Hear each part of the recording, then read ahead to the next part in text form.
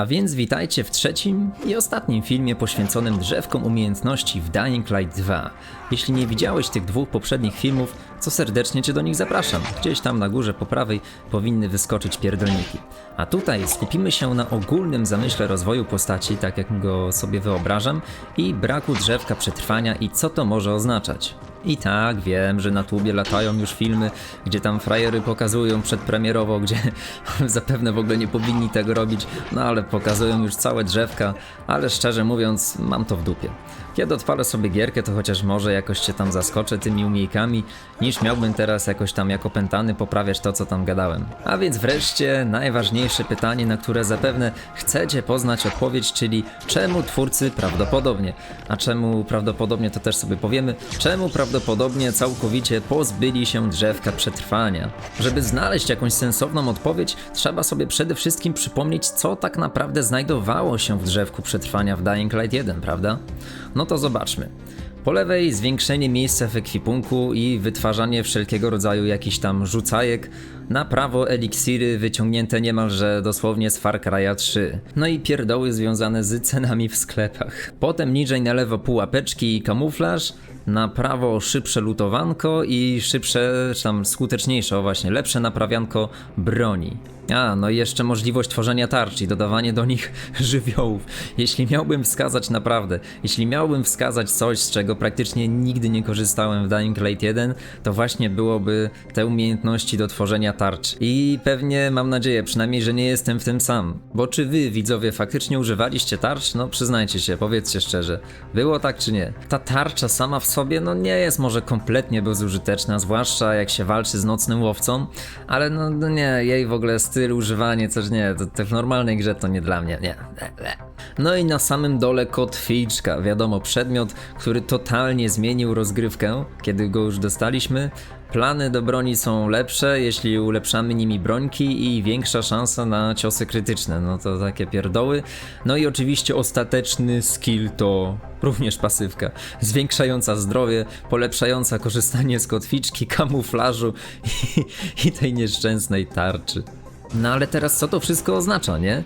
Ano tyle, że drzewko przetrwania składa się niemalże z samych pasywnych pierdół lub nauki wytwarzania jakichś gówien. Jedyne co tu tak naprawdę bym wyróżnił, to umiejętność kamuflażu i jej ulepszenie, nie? Dlatego moim zdaniem praktycznie wszystkie te umiejętności mogą zostać przeniesione do Dying Light 2, tylko właśnie w formie na przykład nagród za questy, receptury na tworzenie potów, idealnie, wytwarzanie zabójczych rzeczy do rzucania, pewnie, nawet kotwiczka, którą przypominam, że w Dying Light 2 występuje, ale w formie bardziej realistycznej liny, czyli ze Spidermana, który przyciągamy się do wszystkiego ile wejdzie, zamieniamy się w Tarzana. Będzie zapewne przedmiotem fabularnym, który otrzymamy po jakiejś misji, a nie po prostu gdzieś tam z drzewka umiejętności. Ciekawi mnie jeszcze, co będziemy tracić tak naprawdę w razie śmierci. Przecież w Dying Light 2 były to, no, po śmierci traciło się przecież właśnie punkty przetrwania. Więc może wy macie jakieś pomysły, co by to można było tracić w przypadku śmierci w Dying Light 2? Dobra. Było o traceniu, ale czy pamiętacie jeszcze w jaki sposób w sumie zdobywało się te punkty przetrwania? No właśnie, głównie ze zrzutów. I to nie byle jakich zrzutów, ale dokładnie ze zrzutów GRE. A tak się składa, że GRE jako organizacja już praktycznie nie istnieje w świecie Dying Light 2. Bo po GRE zostały w sumie jedynie laboratoria i przerażające potwory zwane anomaliami GRE. I w ogóle wydaje mi się, że ten motyw tego całego zniszczonego dziedzictwa GRE będzie w sumie odgrywać dosyć ważną rolę w Dying Light 2, ale wracając do tematu, moim zdaniem rangę przetrwania zastępuje to. Spokojnie, cały ten screen też omówimy. Ale najpierw to, wyglądający mi na popularny z gier ogólny taki poziom mocy albo potęgi naszej postaci, czyli moim zdaniem dzielnice w świecie Dying Light 2 będą miały właśnie taki poziom mocy, podpowiadający czy powinniśmy się udać już na taki teren i jak duże będzie stanowić dla nas wyzwanie. No a teraz ogólnie spójrzmy, ile mamy tutaj tych różnych poziomów. Patrzcie, na górze mamy poziom naszego zdrowia, poziom odporności, czyli jak długo możemy pozostawać w ciemności, zanim zapewne przemienimy się w zombie albo umrzemy po prostu. Co ciekawe, na dole mamy dokładny czas, nie wiem czemu nie na górze, no i poziom naszej staminy. Tutaj punkty do wydania dla drzewka walki i parkour i zauważcie, że w drzewkach nie ma już podziału na stopień nowicjusza, adepta i mistrza. I jeszcze poziomy na dole z najbardziej ciekawą rzeczą na środku, którą są inhibitory, czyli z tego co wiemy specjalne substancje, które możemy sobie wstrzyknąć, żeby, no właśnie, co? Domyślam się, że służą one po prostu do tego, żeby permanentnie podnieść sobie jakąś statystykę, na przykład permanentnie właśnie tutaj po lewej życie, ten poziom 5, albo staminę, albo właśnie odporność.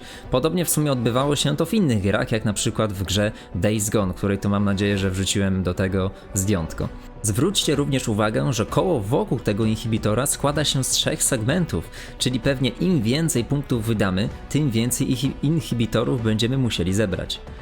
No i mam jeszcze tutaj taką szaloną teorię, że może faktycznie te inhibitory, może kryje się za nimi jakieś ukryte drzewko, właśnie coś pokroju drzewka przetrwania czy coś, ale to tylko moja taka teoria i raczej wątpię, żeby twórcy się takie coś bawili właśnie. Najbardziej co mi się wydaje prawdopodobne to, że właśnie ulepszymy sobie tym albo permanentnie życie, odporność, albo staminkę.